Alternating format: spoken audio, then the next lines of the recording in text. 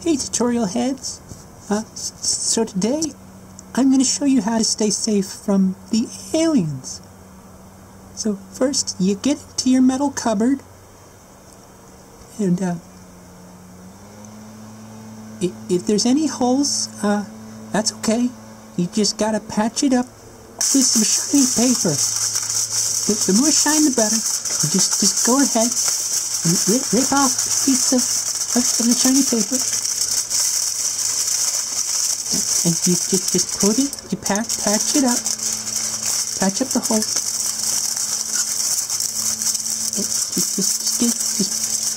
Just so it fits. And there. Perfect.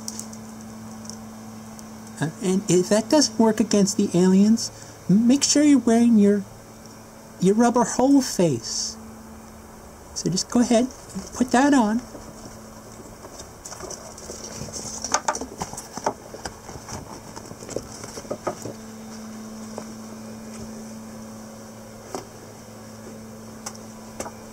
Shoot. Oh.